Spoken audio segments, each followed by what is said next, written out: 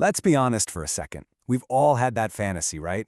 You win the lottery, sell that killer startup, or some long-lost relative leaves you a fortune, and poof, all of life's problems just melt away. It's the ultimate dream, that getting rich is the final fix for everything. But what if that whole idea is just wrong? You know, we love to roll our eyes at rich people problems, but what if they're not just trivial complaints? What if the issues they face are just as real as anyone else's, just playing out on a different stage? Today, we're going to unpack the surprisingly human challenges that come with having it all. So here's the key takeaway right up front. Money is absolutely fantastic at solving external problems. I mean, it pays the rent, it buys comfort, it gets rid of that day-to-day survival stress. But here's what so many people discover: it doesn't touch the internal stuff. It doesn't fix insecurity. It doesn't solve loneliness. And it sure doesn't answer that big, nagging question, what's my purpose? And that brings us to what you could call the rich person's burden. Because when you start looking closely, you find this really consistent list of anxieties that just seems to come with the territory of having a lot of money. First on the list, and maybe the biggest one, is trust. I mean, just imagine constantly second-guessing every single relationship in your life. Are people being genuine because they actually like you, or are they just after your money and what you can do for them? It creates this deep, corrosive suspicion of pretty much everyone. And then there's privacy, or really, the complete lack of it. It's this feeling of being constantly watched, or targeted, or approached by people. Suddenly, your life isn't just your own anymore. It's almost like it becomes public property. And that has to be incredibly draining. Oh, and you can't forget family. Money has a way of pouring gasoline on any little existing tension, turning them into these huge blow-ups over things like inheritance or entitlement. And a lot of wealthy parents have this very specific fear that by giving their kids everything, they might accidentally snuff out their ambition and their drive to make something of themselves.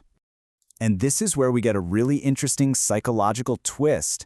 For a whole lot of wealthy people, the biggest anxiety isn't about getting rich, it's about staying rich.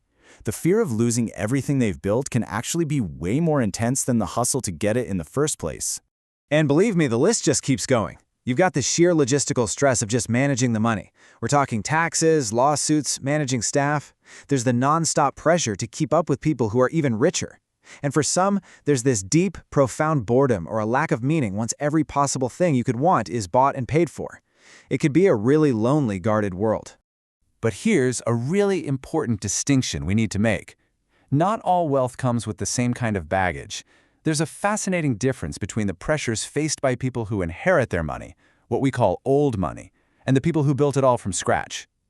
Okay, so if you boil it all down, the difference is this. For old money, the stress is a burden of legacy. It's about maintenance, about upholding a certain image. For the self-made, on the other hand, the stress comes from the sheer strain of building it all, and the constant watchful vigilance you need to keep it. See, when you're born into wealth, you're not just born rich, you're born into a role. The pressure is all about preserving the family name, behaving a certain way, and above all else, not being the one, the generation that loses the family fortune. It's a stress that's all about history and just holding on. Now, on the flip side, these self-made wealthy carry the deep exhaustion of the climb. There's this constant fear that it could all just disappear tomorrow, because they remember what it was like to have nothing. This often creates a weird disconnect from old friends and family and makes it almost impossible to ever really turn off that hustle mode.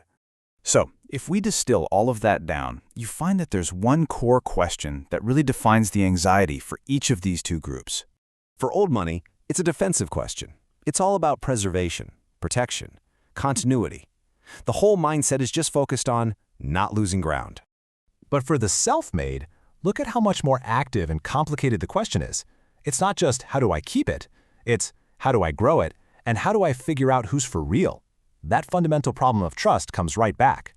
It's survival mode, even at the very top. And you can see how this leads to a completely different set of values. Old money, it tends to prize things like discretion and continuity, relying on those established networks and family pedigree. Self-made wealth, totally different playbook. It values hustle, fierce independence, and being able to leverage opportunities for recognition. But for all their differences, there is one single psychological trap that unites both groups. In fact, it pretty much unites all of us. Let's call it the upward gaze. And here is the great irony of it all. It doesn't matter how much money someone has, there is almost always someone with more. and it's just a basic human tendency to look up, not down. So you have these incredibly wealthy people who still feel like they're behind because they're comparing themselves to someone with more power, more influence, or an older, more established family name. You know, there's actually a name for this. It's a psychological phenomenon called upward comparison.